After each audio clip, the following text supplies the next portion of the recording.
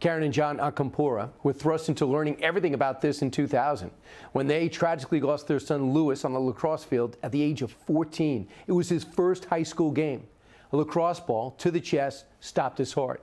He would not survive. But because of what they learned about their son's accident since, hundreds and perhaps thousands have survived around the country, around the world.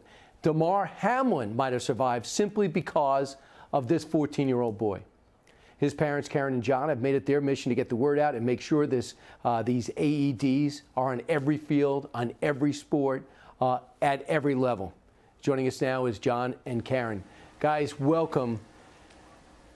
That word. Thank you for having us. Great to see you. That word was not strange to you. Can you bring us back to 2000 and tell us what happened?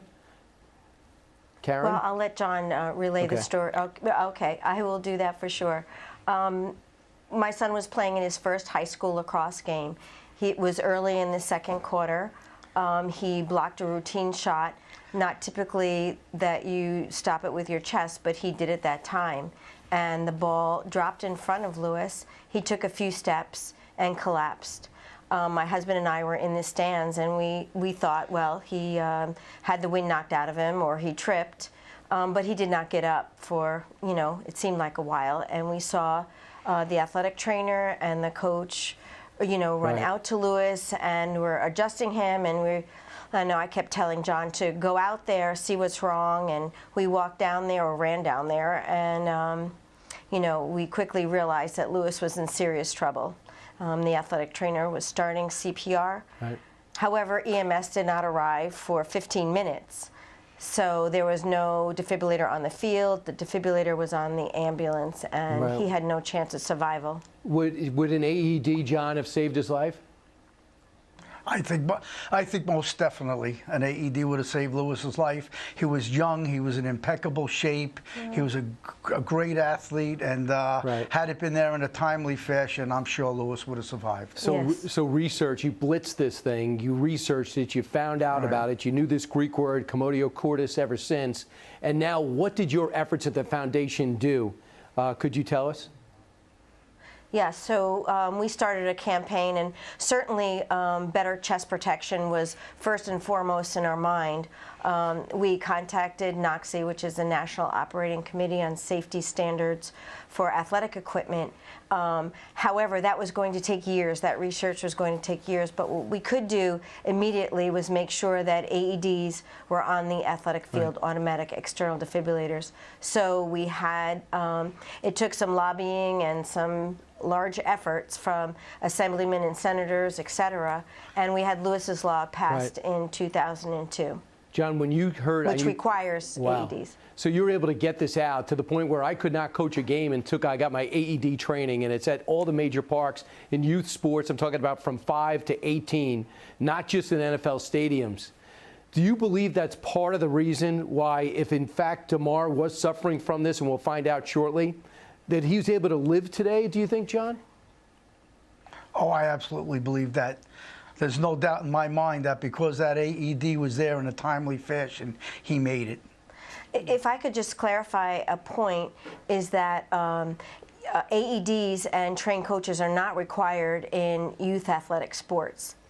So that's where the big problem lies, and what we have to change. Yeah, my club did. They told me we're taking it, and we had to show up, and we did it, and they provided it. So, but the fact is, they are available, and people are out there trained on it. There's an awareness to it, and the fact is, he was able to survive because of it.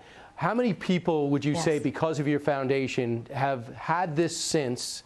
Because we can't get good numbers on them, and how many were able to survive because they were treated properly? John, you want to take that? Well, since Lewis's Law has been passed that we know of, that we could document, just in New York State schools, there's been 110 lives saved. The ripple effect of Lewis's Law is now every police car in Long Island and probably New York State carries AEDs. They have to be in all gyms in New York State. So the ripple effect of Lewis's Law, we have no idea. It's probably in the hundreds, maybe thousands, I don't know. But we can document 110 lives just in New York State schools. Hey, Karen, real quick, for people to say, oh, that's too dangerous, I don't want my kids playing sports, is that the takeaway you want people to have? I really don't, because you know, as a mom and a grandma now, I mean, I do have fear. However, I feel like there are things that we can do. There are safety measures that we can take.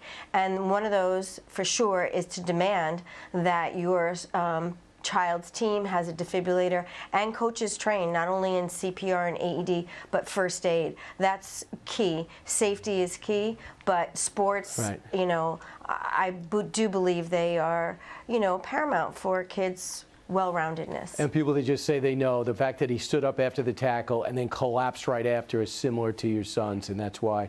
Guys, you did such an incredible Yes. thing after a tragic accident that just I'm in awe of what you've accomplished, and you had everything to do with so many people surviving around the country on an everyday basis at all levels. Karen and John, thanks so much. And give to that foundation if you want to, the Louis Acompora Memorial Foundation. Thanks, guys. Hey, Sean Hannity here. Hey, click here to subscribe to Fox News YouTube page and catch our hottest interviews and most compelling analysis. You will not get it anywhere else.